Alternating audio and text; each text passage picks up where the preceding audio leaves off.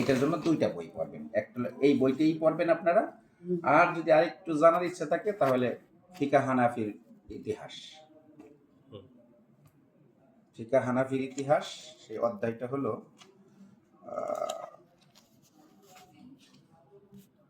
ফাতোয়া, ফাতোয়ার একটা অধ্যায় আছে, সেই অধ্যায়টা পড়বেন যদি জানা থাকে। ইসলাম ফাউন্ডেশন থেকে প্রকাশিত ফিকা হানাফির ইতিহাস ফাতোয়া অধ্যায়।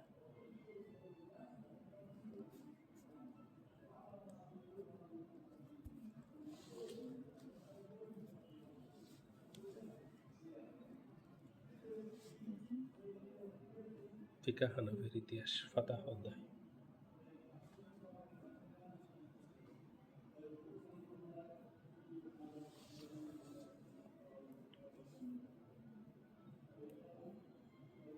ফাতোয়া অধ্যায়। ফাতাহ আর ফাতুম তো দুটো দুই রকম জিনিস। এইটা পড়লে সমস্ত কিছু আপনার সব উত্তর এখানেই পেয়ে যাবেন। আর আমরাও তো যখন শুরু করবো না তখন এটা ফাতহুন থেকেই ফাতাহা এসেছে। আর ফতোয়া আর ফাতহুন এক না, ফাতহুন তো বিজয়, ফতোয়া তো ব্যাখ্যা দেওয়া, মতামত দেওয়া, বর্ণনা করা, বিশ্লেষণ করা।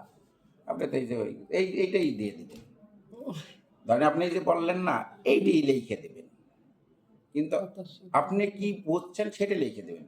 কিন্তু অনেক করে কি এই চ্যাট জিপিটি আইছে এখন দিয়ে ওই যে কত তো ও আমার ইমেল বন্ধ লগ আউট করছেন তো না?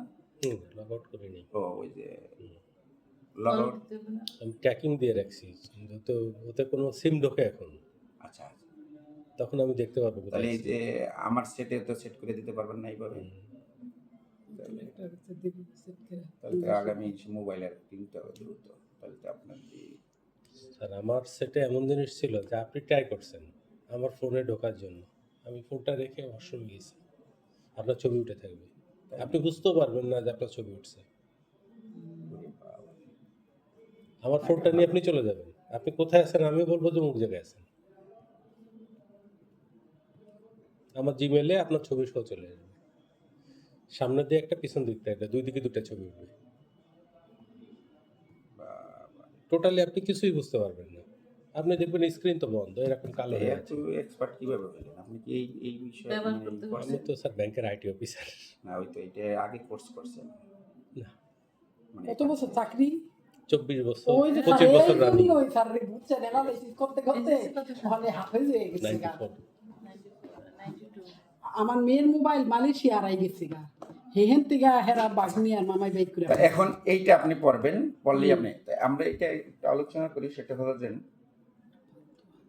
ফতোয়া, এই ফতোয়া একটা অধ্যায় না, এই ফতোয়াটা কিন্তু নবীর যুগে আসে নাই, না আসছে কি না না পরবর্তীতে কিন্তু নবীর যুগে আসছে, নবী তো দিতেন সব, সেখানে তো সেটা হাদিস। ও হাদিস মানে মানে যখন যেটা আলোচনা করতে বলতো না, নবী আল্লাহর পক্ষ থেকে নবীর মাধ্যমে সমস্ত কিছু আসছে, আসছে। কিন্তু যে ফতোয়া যে একটা অধ্যায় হতে পারে, ফিকা যে একটা অধ্যায়, এইটা প্রায় 200 বছর পর্যন্ত কেউ স্বীকার করতো না যে এটা প্রয়োজন নেই,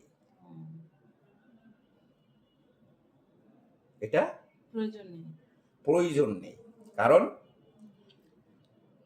কারণ হচ্ছে কয়েকটা, সেটা হচ্ছে যে রাসূল সাল্লাল্লাহু আলাইহি ওয়াসাল্লামের যুগে যখন কোরআন অবতীর্ণ হতেন, মানে এটা আমরা ওই সংজ্ঞাটার ভিতরে না যে আমরা আজকে একটু জাস্ট এই আলোচনা করি, আলোচনা করে স্বাভাবিক ভালো আলোচনা করি। তো আমাদের গ্রুপে দিলে সবাই এটা সুবিধা পাবে সেজন্য। আচ্ছা, তো রাসূল সাল্লাল্লাহু আলাইহি ওয়াসাল্লামের যুগে যখন এটা, তখন তো কোরআন লিখিত আকারে ছিল না, মানে মৌখিক ভাবে ছিল, এবং কোন কোন সাহাবী লিখিত আকার রাখতেন, লিখিতভাবে রাখতেন শুধু কোরআন, কিন্তু হাদিস তো রাখা হতো না। কেন রাখা হতো না? কারণ কোরআনের সাথে হাদিস মিক্স হয়ে যেতে পারতেন, এই জন্য রাখতেন না, এবং এটা দীর্ঘদিন ভাবে চলতেন। এবং যখন ইয়ামামার যুদ্ধে অনেক কোরআনে হাফেজ মারা যায়, তখন কিন্তু দেখা দিল, নতুন সম্ভাবনা দেখা দিল যে এইভাবে যদি হাফেজ মারা যেতে থাকে তাহলে তো এক সময় হয়ে যাবে। তখন আবু বকর নির্দেশনা দিলেন যে এই কোরআন সংকলন করতে হবে। এবং সংকলন করে একটা কপি রেখে দিলেন। কিন্তু সবচেয়ে বেশি ঝামেলায় পড়লো উসমান রাদিয়াল্লাহু তাআলা আনহুর সময়। সময়, হ্যাঁ। ওই সময় আঞ্চলিকভাবে আঞ্চলিকভাবে বিভিন্ন এইভাবে ইটি করে, এজন্য সমস্ত থেকে পাণ্ডুলিপি থেকে অঞ্চল থেকে যারা সাহাবী ছিল সব একত্রিত কইরা কোরআন সংকলন করে যখন ওই যে বাড়তি যে এইটা ছিল যে আঞ্চলিকভাবে আগের যেই দিন কোরআন- ওইগুলি আছে। পুরাই ফেললেন এবং পুরাই ফেললেন। ওইটাই হলো গ্রহণ করলো যে ওই যে এই উসমান ওই উসমান এটা রাদিয়াল্লাহু এটা হলো যে কি জানি নাম, উনি ওই যে সংকলন করলেন, যায়েদ যায়েদ বিন বিন সাবিত। সাবিত। হ্যাঁ ওনার নেতৃত্বে ই করলেন। হুম। তো করার পরে কোরআন সংকলন হয়ে গেল, তখন ওইটা থেকেই মানুষ এটি, এরপরে শুরু হইল হাদিস লিখিত আকারে প্রকাশ করার, যে হাদিস। এবং আর রাসূল সাল্লাল্লাহু আলাইহি ওয়াসাল্লামও বলে গেলেন যে তারাকতু ফিকুম আমরাইনি লান তাদিল্লু মা তামাসসাকতুম বিহিমা কিতাবুল্লাহ সুন্নাতুর রাসূল, যে যতক্ষণ পর্যন্ত তোমরা ধ্বংস হবে না, এবং যতক্ষণ সুন্নাহ পর্যন্ত ধরে কোরআন রাখবে, এবং সুন্নাহ ধরে তোমরা রাখবে বিপদগামী হবে না। বিপদগামী হবে না। সেটা হলো কি আল্লাহর কিতাব এবং রাসূল নবীর সুন্নাহ। তো সবাই এইটা এই অনুযায়ী আমল করতেন এবং দিনের ব্যাপারে কোনো কিছু ভুলেও, এবং কি এই কোরআন যে এই যে লিখিত আকারে করবে এইটাও বিদআত হয়ে যায় কিনা এইটা নিয়েও চিন্তিত ছিল। যায়েদ বিন সাবিত সহ আরো যারা সাহাবী ছিলেন এবং উবাই ইবনে কাব সহ যারা ছিলেন তারা সবাই এটা চিন্তিত ছিলেন। এবং উসমান রাদিয়াল্লাহু তাআলা যখন ব্যাখ্যা দিলেন তখন সে বুঝতে পারলেন যে না, এটা বিদআত হবে না, এটা প্রয়োজনের খাতিরে এটা করতে হবে, যার জন্য এটা বিদআত হবে না। তো যার জন্য এই দিনের ভিতরে কোনো নতুনত্ব প্রকাশ পাবে এইটা সম্ভাবনা নেই। এই কোনো সাহাবী চাইতো না, যেন ওই যে রাসূল বলছেন যে বিদআত করলো সে ধ্বংসপ্রাপ্ত হইল, যার জন্য তারা এটা করতেন না। কিন্তু যখন ইসলাম ওমর রাদিয়াল্লাহু তাআলা আনহুর যুগে একেবারে সেই অর্ধ পৃথিবী যেটা শাসনের এখন বিভিন্ন জায়গায় বিভিন্ন সমস্যা দেখা দিল, চারদিকে এক্সপানশন এত দ্রুত এত হয়েছে দ্রুত হয়েছে, হ্যাঁ এত দ্রুত হয়েছে এবং সেই অনুযায়ী বিভিন্ন সমস্যা দেখা দিল। এখন এই সমস্যার সমাধান কিভাবে করবে, এই সমস্যার জন্য তখন বিভিন্ন, যেমন একজনে চরে জন্ম হয়েছে, চরেই বড় হয়েছে। এখন বড় হওয়ার পরে দেখা গেছে যে শাশুড়ি আর শ্বশুর মারা গেছে, তার বড় একটা ভাই সে বিবাহ করছে, তার ছোট একটা ভাই জন্ম দেওয়ার পরে মারা গেছে। এখন মারা যাওয়ার পরে ছোট ভাই বড় ভাইরে বিবাহ করেছে, এখন ওই ভাবি ছোট ভাইরে কোলে করে মানুষ করছে। ছোট ভাইরে যখন মানুষ করছে, এখন কিন্তু ওই হাদিসে কিন্তু একটা আছে যে ভাবিরা হইল আগুন সমতুল্য। তাহলে কি তাহলে এই বেবর ভাবি দেখা যাবে না একে অপরে, তাহলে কি এখন ভাবি কি তাহলে কি ওই আগুন নিয়ে তাহলে এতদিন খেলছে? অনেক তো ফতুয়া দরকার। ফতোয়া দরকার না, ব্যাপারটা বুঝতেছেন ব্যাপারটা। এখন এখানে যদি বলে যে দেওয়ার আর ভাবি দেখা যাবে, তাহলে এতদিন তাহলে লালন পালন করছে কারে? আর চরের ভিতরে পর্দা করবেই কিভাবে? গুণাগত নাই, বর্ষার দিনে ওইটা চলে যায় এক জায়গায় যে উঠে, আবার পানি যখন চলে যায় তখন আবার এসে থাকে কোনোরকম temporary। যাযাবরের জীবন না। এখন তাদের কাছে যদি আপনি বলেন যে পর্দার কথা বলেন, এটি সম্ভব। তাহলে কিভাবে এটা সম্ভব হবে? আর তারপরে ছোট আর ওই বাচ্চা, অনেক তাকে বছর তো মানুষ আগে করা যায়, লাগছে, ওর family তাকে থেকে এতিম মারাই অবস্থায় কি ছেড়ে দিবে? এটাও না, তার ধরেন একটু বড়ই হইল, ধরেন পালন করার পরে যখন বড় হইলো তখন বললো যে সে এটা ওই সময় নাহলে ওই সময় না হইলো, পরবর্তী 7 বছরের পরে যখন বালেক হওয়ার পরে এইটা বললো, কিন্তু তখন পর্দাটা করবে কিভাবে? এখন এইটা যদি ফতোয়া দেয় যে হাদিসের ওই যে পর্দা অনুযায়ী যদি চলে, তাহলে কিন্তু ভাবিরে দেখা দেওয়া যাবে না, দেবরও ভাবিরে দেখতে পারবে না। তো সেই জন্য কি করতে হবে, মুক্তিদের একটা সমসাময়িক জ্ঞান থাকতে হবে, তার অবস্থা ভেদে। কোনো জায়গায় পাহাড়, কোনো জায়গায় নদী, কোনো জায়গায় চর, কোনো জায়গায় মরুভূমি, অবস্থার পরিপ্রেক্ষিতে হলে ফতোয়া তাকে দিতে হবে। এখন মনে করেন যে নরওয়ে যদি বলেন যে এই যে 6 মাস রাত 6 মাস দিন থাকে, কিছু সময় আছে ওখানে না? রোজা থাকবে জি, জি। কিভাবে? এখন ওখানে তাহলে ওরা নামাজ পড়বে কিভাবে যদি এই যে ৫ ওয়াক্ত যে কিভাবে মিলবে ওখানে অবস্থার পরিপ্রেক্ষিতে? হুম। না আফগানিস্তানের যে এইটা ফিলিস্তিনি, হ্যাঁ আফগানিস্তান। এখন আমাদের বাংলাদেশে যদি সমতল ভূমিতে সেই ওটা চালাই দেই হবে? না। ওই শীতের দিনের যে ওই যে ওয়াজ যদি গরমের দিনের ওয়াজ যদি শীতের দিনে করা হয় জি, তাহলে তো মুন্সির মতো ধরা খাবি, খাতা পাবে না। কথা হবে না। এখন এই অবস্থার পরিপ্রেক্ষিতে বিভিন্ন সমস্যা সমাধান দেখা গেল। তা এইটা সর্বপ্রথম শুরু করছে আগে, কিন্তু এটাকে আকারে দিয়েছিল, মানে কিতাব আকারে দিয়েছিল, বই আকারে, এরা স্বতন্ত্র শাস্ত্র আকারে দিয়েছিল ইমাম আবু হানিফা রহমাতুল্লাহ আলাই। মানে তার আগে ছিল, কিন্তু উনি এটা দিয়েছিলেন। এবং এটা ওনার একটা ফিকা বোর্ড ছিল, বোর্ড থাকা ওনার অনেক 40 জন ছাত্র ছিলেন এবং এটা দিন রাত পরিশ্রম করার পরে উনি এটা করেছে। কিন্তু ইমাম আবু হানিফা যে উনি একজন মুফতি, হাদিস বিশারদ হতে পারে, কিন্তু হাদিস বিশারদ কিন্তু মুফতি হতে পারবে না। মুফতি হওয়ার জন্য তার আলাদা একটা যোগ্যতা লাগবে, আলাদা যোগ্যতা লাগবে। সেই যোগ্যতাটা কিন্তু হাদিস যারা বিশারদ, যেমন সুফিয়ান সাউরি এবং ওই সময় ছিল জগৎ বিখ্যাত যারা ছিল, তারা এই বাবা মানিকে পছন্দ করতেন না, বলতো যে আমাদের এটা দরকার নেই। একবার ঘটনা এইরকম যে সমস্যার কোন ধরনের সমাধান হয়েছে, একবার ইমাম আবু হানিফা সুফিয়ান সাউরি সহ একটা অনুষ্ঠানে গেলেন। অনুষ্ঠানে যাওয়ার পরে ওলিমা হইল। ওলিমা হওয়ার পরে দৌড়িয়ে বাড়িওয়ালা আসছে যে হুজুর সর্বনাশ হয়ে গেছে। কি সর্বনাশ হয়ে গেছে? একই একই একই বাপের একই বাপের 2 মেয়ে অপর বাপের 2 ছেলের সাথে এলো মেয়ে বিয়ে দিয়েছে। মানে একই দিনে আয়োজন করছে, হেরাও 2 বা এরা 2। কিন্তু সমস্যা হয়ে গেছে কি, যার সাথে বিয়ে হয়েছে বাসর ঘরে এলো একজনের রেখে আর একজনকে ঢুকিয়ে দিয়েছে। এটা নির্বাসনের ক্ষেত্রে একটা হয়েছে। এখন আইসা হলো কি করি? কি করে, এখন ওখানে সুফিয়ান সাউরি বসা, ইমাম আবু হানিফা রহমাতুল্লাহ আলাই বলছে বসা। এখন পরে বলছে যে তখন কথাটা টান দিয়া ওই সুফিয়ান সাউরি বলল যে এটা তো সমাধান তো আলী রাদিয়াল্লাহু তাআলা দিয়ে গেছে, যেটা হাদিসে। কি হয়েছে?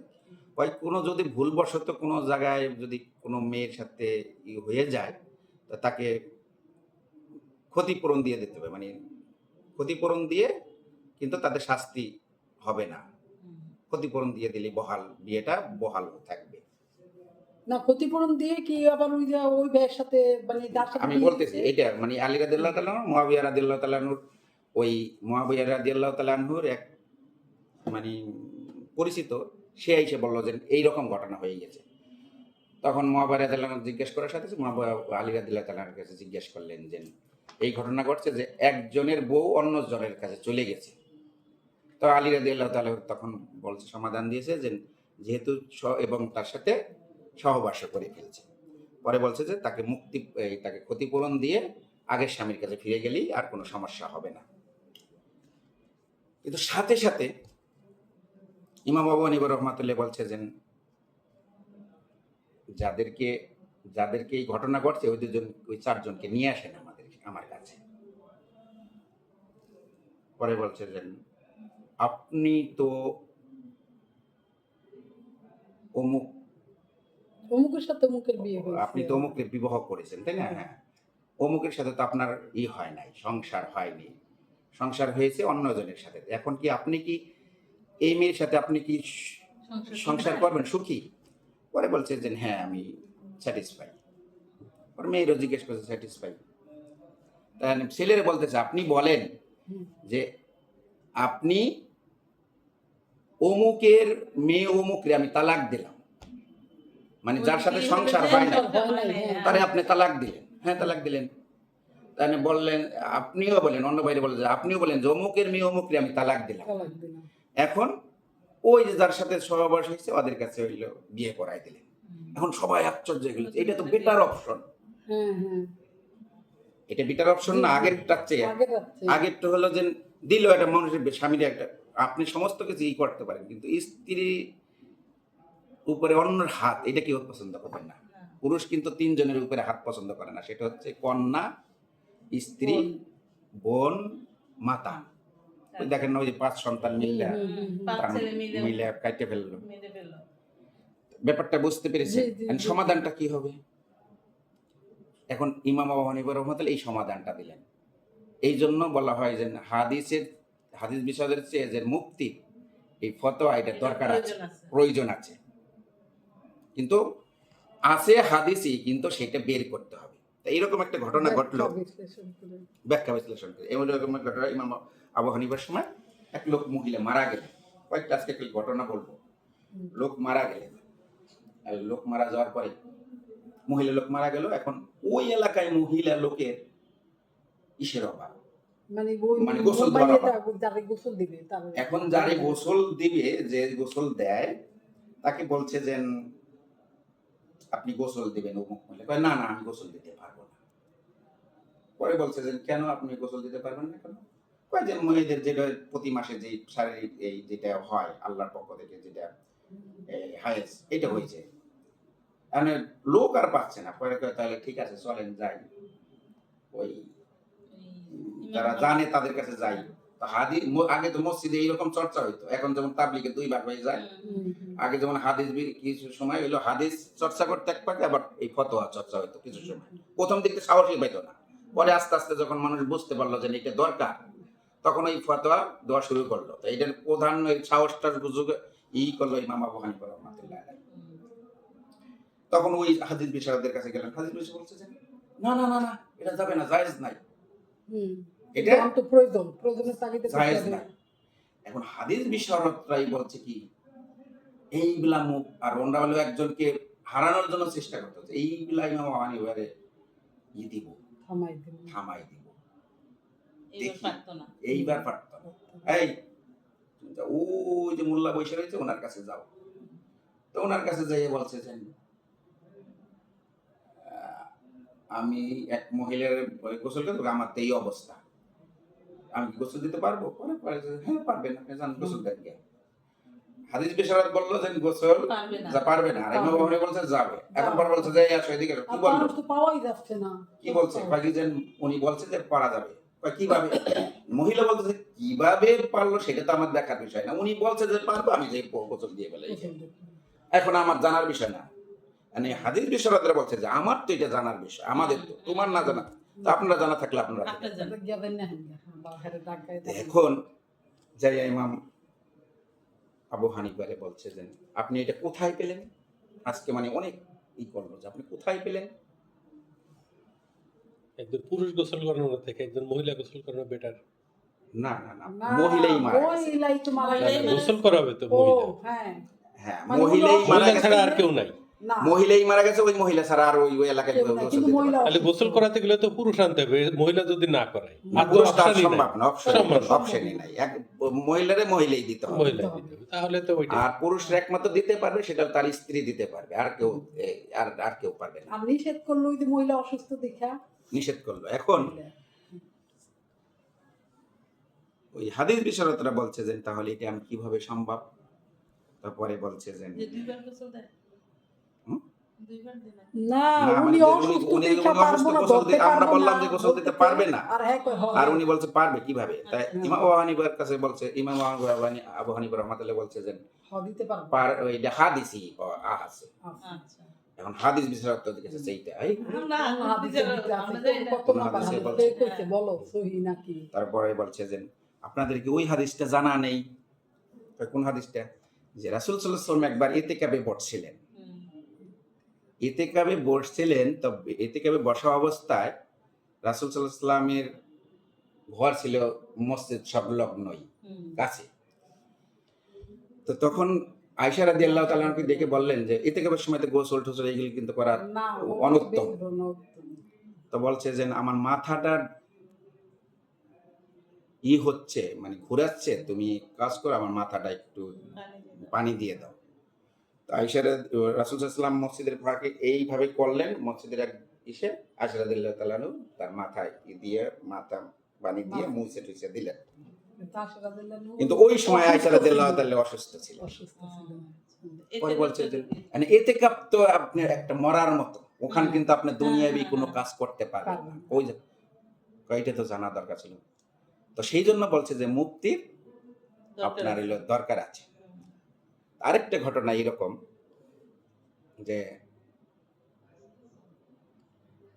এক সর্দারের ছেলে মারা গেছে। মানে সর্দারের ছেলে মারা গেলে, সম্ভ্রান্ত সর্দারের ছেলে মারা গেলে সাধারণত মা রাগ থাকে একটু, যে ছেলে বাবা মাই বাইসে আছে, এখন সেই অবস্থায় ছেলে মারা গেলে ই থাকে না, মানে আফসোস থাকে না, কান্নাকাটি করতেছে।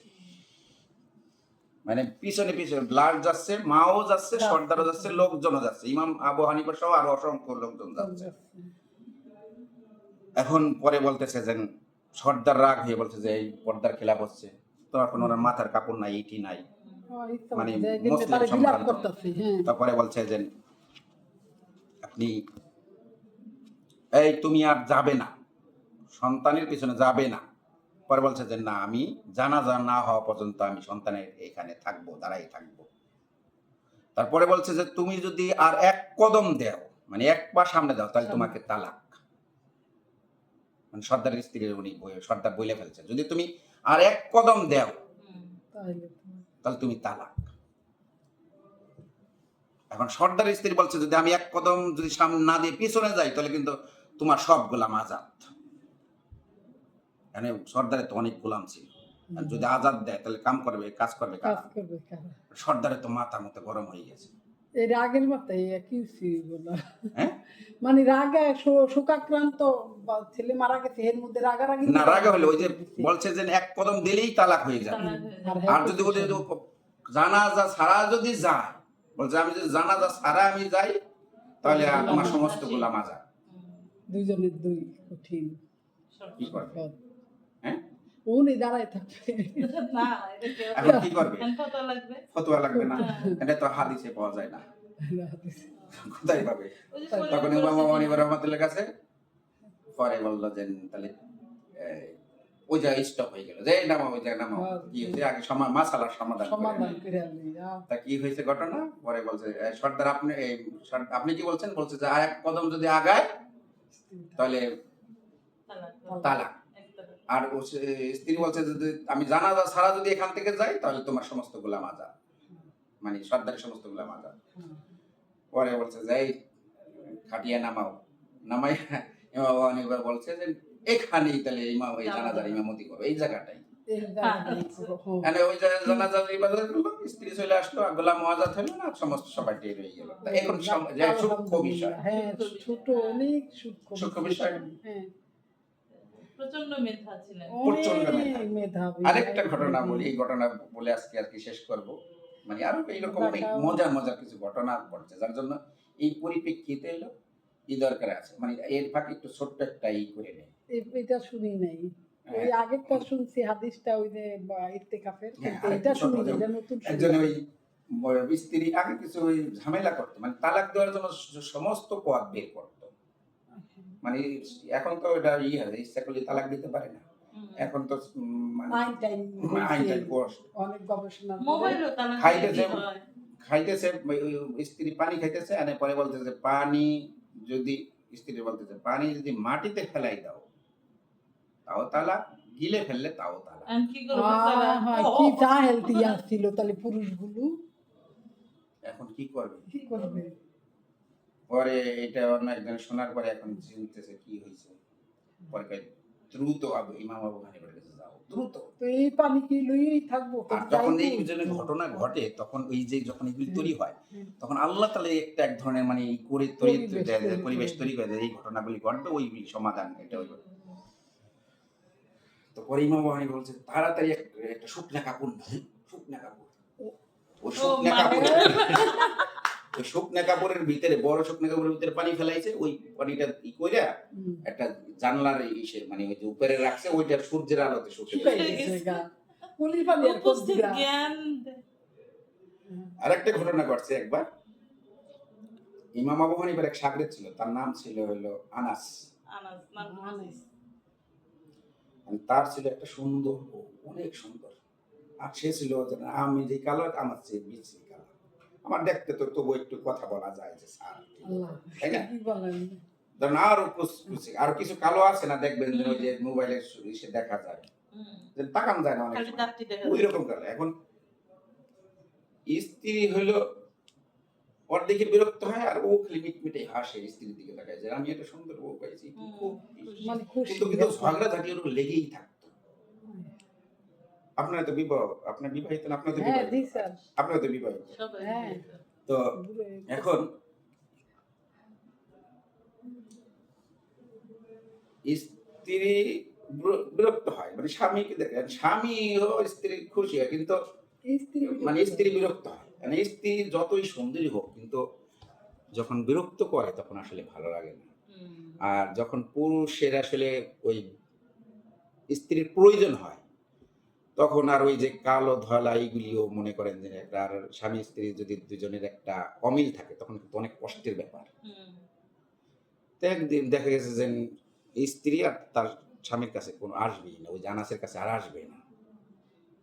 মনে করেন যে এখন ওর কি এই জীবন থেকে লাভ কি, এই স্ত্রী থেকে আমার লাভ কি, যদি আমার প্রয়োজনীয় যদি কিছু না হয়। তো উনি রাগ ঠাক করে বলছে যে যদি আজকে ফজরের আজানের আগে যদি কথা না বলো তাহলে তুই তালাক। স্ত্রী তো বলছে পাইছি সুযোগ, স্ত্রীর ছুটার জন্য হলে ব্যস্ত হয়ে বলছে যে তালাক না দিলে তো যাইতে পারবে না। যাইতে পারবে না। এই যে একটা অধ্যায় পড়বো যে স্ত্রীকে তালাক দেওয়ার ওই যোগ্যতা, একটা অধ্যায় পড়বো বিপাটে। স্ত্রীকে তালাক না দিলে স্ত্রী তো যাইতে পারবে না, এই জন্য স্ত্রী ওরে জ্বালাচ্ছে, কিন্তু এই বেলা সুযোগ পাইছে। বলছে যে কথা যদি আজ ফজরের আগে না বলো তাহলে তুমি তালাক। স্ত্রী পাইছে সুযোগ, স্ত্রী করছে কি চুপ করে, কোনোভাবেই এখন যত এই ঠিক করেও মনে করেন আর কি করতে পারতেছে না, কথা আর বলবে না। পাইছে যে ও স্ত্রী চিন্তা করছে আমি ফজর পর্যন্ত মুখ বুঝেই থাকবো, আজান পর্যন্ত, আমি তালাক আজকে। তো ওর কাছে এর কাছ থেকে আমি মুক্তি পাইলাম। তো এখন ও তো আবার চিন্তায় পড়ে গেছে কি করলাম বলে, আগে কি করলাম, এত সুন্দর বউ আমার সকালবেলা থাকবে না, কান্নাকাটি শুরু করে, দৌড়ে এই বাবার কাছে গেছে। বলছে যে হুজুর এই ঘটনা ঘটছে, কি করণীয়? পরে বলছে যা শুয়ে থাকবে, কিছুই হবে না, তুই যা শুয়ে থাক।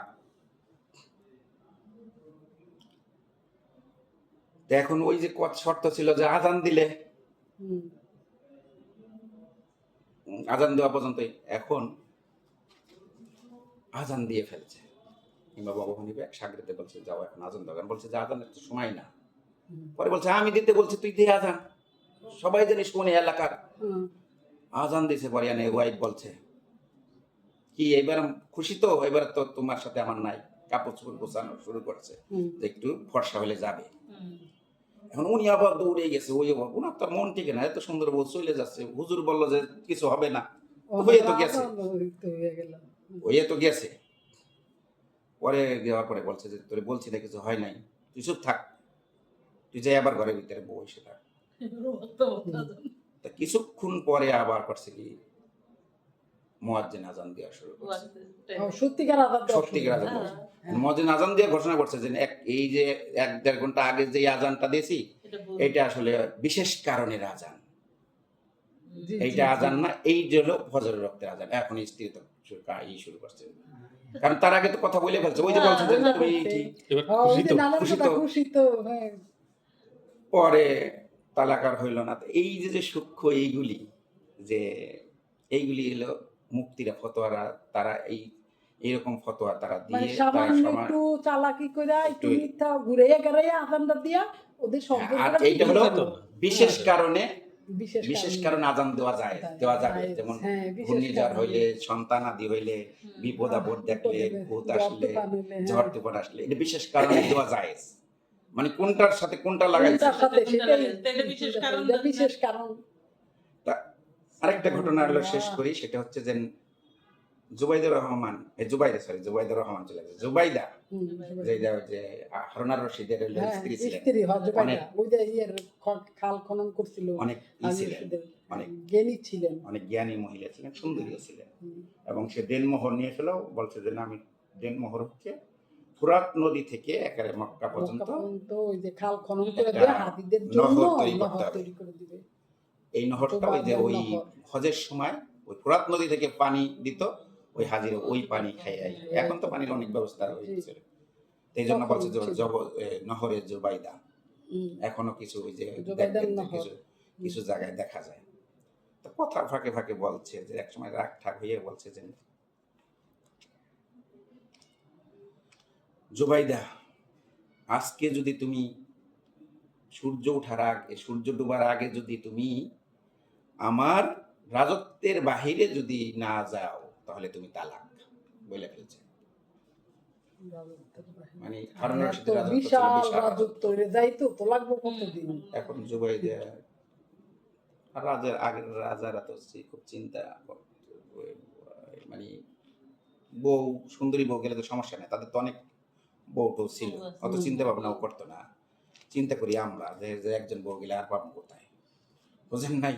থাকে তো কত তারপর আছে, সন্তান সন্তান পালনের জন্য সন্তান বিভিন্ন পালকে, হয়েছে। আর বউ পালনে আসলে তো অনেক টাকা পয়সার ব্যাপার স্যাপার, তাদের তো অভাব নাই টাকা পয়সা। তো এখন গ্রান্ড মুফতির কাছে গেছেন, ওই আগে তো গ্রান্ড মুফতি ছিল প্রত্যেকে, যেমন এনায়েতুল্লাহ আব্বাসী দাবি করে যে গ্রান্ড মুফতি, তা আগে হইলো রাষ্ট্রীয়ভাবেই একজন গ্রান্ড মুফতি ছিলেন। তো ওই গ্রান্ড মুফতির কাছে গেলেন, বললেন যে হুজুর এই সমস্যা, বাচ্চা তো এই ফরমান দিয়েছে, তার আগে সূর্যাস্তের আগে তার ইসে যাইতে হবে, স্ত্রীকে রাজ্য ছাড়তে হবে। পরে বলছে যে খাদেমরা বলছে যে এক কাজ করে ওনাকে নিয়ে মসজিদের এক পাশে ঢাইকে রাখো, যাতে করে মসজিদের কোনো পুরুষ যেন ওনাকে না দেখে। এটা মাগরিবের ওই আসরের পরে মাগরিবের। তো উনি জুবাইদুর রহমান খুব কান্নাকাটি করতেছে যে এত সুন্দর সংসার চলে যাবে। তারপরে মাগরিবের পরে গ্রান্ড মুফতি ওই খাদেমরা বলছে যাও জুবাইদুর রহমানের ডাকে নিয়ে এসে, জুবাইদুর রহমান বলতেছে জুবাইদাকে ডেকে নিয়ে এসে, জুবাইদা তো কান্নাকাটি করে চোখ ঠোক ফুলাই ফেলাইছে যে কি হবে ঘটনাটা। তারপরে বলছে যাও বাসায় চলে যান। পরে বলছে যে কি হবে আমার, কয়ে যে না তালাক হয় নাই, যান আপনি। তো বাসায় গেছে, হারুন আর রশিদ বলতেছে তুমি আবার আসছো কেন, তালাক তো হয়েছে। কয়ে যে না তালাক হয় নাই। তালাক হয় নাই উনি গ্রান্ড মুফতি বলছে। এখন গ্রান্ড মুফতি বললে তো সাধারণত এটা দেখার বিষয়। তাই গ্রান্ড মুফতি, ঠিক আছে গ্রান্ড মুফতি নিয়ে আসো দেখি। পরে বলছে যে না তাই হয় নাই। আমি বলেছিলাম যে সূর্যাস্তের বাহিরে সে আমার এই রাজত্বের বাহিরে যাবে। কয়ে কি হ্যাঁ সে তো গিয়েছিল। আল্লাহর ঘরে। সে কোথায় গিয়েছিল? পরে বলছে যে সে তো মসজিদের ভিতরে ছিল, আপনার রাজত্বের বাইরে ছিল। কয়টা তো আমার রাজত্বের ভিতরে। এই বাদশা, ওই ঘরে আপনার কোন আইনটি চলে না? আল্লাহর আইন চলে। আপনার রাজত্বে আপনার আইন চলে, ওই রাজত্ব কার? ওই রাজত্ব আল্লাহর। ওখানে কি আপনার ধনী গরিব কোনো পার্থক্য আছে? ওখানে কি আপনার কোনো আইন ওখানে চলে? আপনার কোনো আইনে কোরআন তেলাওয়াত হয়? আপনার কোনো আইনে নামাজ হয়? হয় না। আপনার রাজত্ব থেকে সে বের হয়ে গেছে, বলে আল্লাহর রাজত্বে সে ছিল, আল্লাহর হেফাজতে ছিল, তালাক হয়। এই যে মুক্তির এই যে ছোট ছোট ছোট ছোট জিনিসগুলি সূক্ষ্মভাবে করতেন। তো এই জন্যই বলছে যে ফতোয়ার দরকার আছে। ফতোয়া এখন তো একটা এমন এমন সমস্যা যে ফতোয়া দিতে দিতে সবাই, যদি আপনি যদি একজনের কাছে ফতোয়া জানতে চান, আপনি 10 জনের কাছে ফতোয়া পাই যাবেন। যেন এখানে 10 জন লোক আপনি বলছেন যে এটা দরকার, 10 জনে দিয়ে দেবে। এত ফতোয়া হইতে হইতে মসজিদের ইমামগিরি করে 2-1 জনে দেখা গেছে অল্প, তারা এমন ফতোয়া দিয়ে বসে, পরবর্তীতে হাইকোর্টে তো এটা নিষেধই করে দিল যে ফতোয়া দিতে পারবে না। বিভিন্ন সমস্যা হয়েছে, যার জন্য এটা আবার অতিরিক্ত কিছু বাড়াবাড়িও করে ফেলছে। কিন্তু যে এই যে ফতোয়া দরকার আছে, বিভিন্ন সময় আপনি এক মুহূর্ত চলতে পারবো না, কারণ ফতোয়াটা হলো জীবন জিজ্ঞাসার জবাব, জীবন জিজ্ঞাসার জবাব, জীবন সমস্যার জিজ্ঞাসার জবাব। যে এই যে আমাদের সমাজ, আমাদের জীবনে যত প্রকার সমস্যা ঘটবে, সমস্যা আছে। এখন এখানে একটা সমস্যা হয়েছে স্যার, যেমন আমার এক ছাত্রী ওর হাজবেন্ড মোবাইলে তালাক দিছে। এখন এখন ও কি করবো, স্বামীর ঘরে যাবে কি যাবে না? একজন মহাদেশ গায় তালাক হয়ে গেছে, আরেকজন মহাদেশ গায় তালাক হয় নাই, স্বামীর ঘরে যাওয়া যাবে। এই নিয়ে অনেক হয়েছে। তখন আমি আমার হাজবেন্ডে জিজ্ঞেস করলাম যে তালাকের করেন কি, এটা কি? তো ঘরে বুখারি শুরু গেছে, তুমি দেখো আয়সা রাদিয়াল্লাহু কি কি আছে তালাক সম্বন্ধে পড়ো, তা তুমি উত্তর পেয়ে যাবা। তাহলে আমি পড়লাম। তো শেষে পরে কি পাইলেন আপনি? তারপর আমার পাওয়ার তো না, তো ওরা যেটাই করলো সংসার করছে, কিন্তু তালাক হয়নি। মোবাইলে তালাক দিছে, কিভাবে দিছে? কিন্তু মানুষ যদি সাক্ষী থাকে কেউ তাহলে তো কোনো হবে। সাক্ষী নেই, ওরা দুই তাহলে এই যে আপনি তো সাক্ষী। ও না, এটা পরে আমরা শুনছি, ও আমি পরে সাক্ষী না। বুঝছি। এটা নিয়েছে যাই হোক। ওরা স্বামী হাজবেন্ডের কথা বলছে। তো এটা হলো আপনার তালাক অধ্যায়, তাহলে যদি হয় বিস্তারিত আমি করবা। যেটা বা তো আমি যেটা মোবাইল আছে বুঝলাম, আমি না। পরে যেটা, তো এটা এক তালাকের সমান হয়েছে, তাই না? এক তালাক, এর 3 ঋতুর জন্য লাগবে, কিন্তু এটা এক তালাক হয়েছে। যখন এক তালাকে সংসার করা যায়, করা হুজুর যায়। পাক সাল্লাল্লাহু আলাইহি ওয়াসাল্লাম নিজেই এক তালাক তার ওয়াইফদের দিছিলেন। হুম। তো সেই জন্য এটা পাইছি আমি। এখন এখন ই করে দেন, অফ করে দেন, এখন আর আলোচনা করবো না।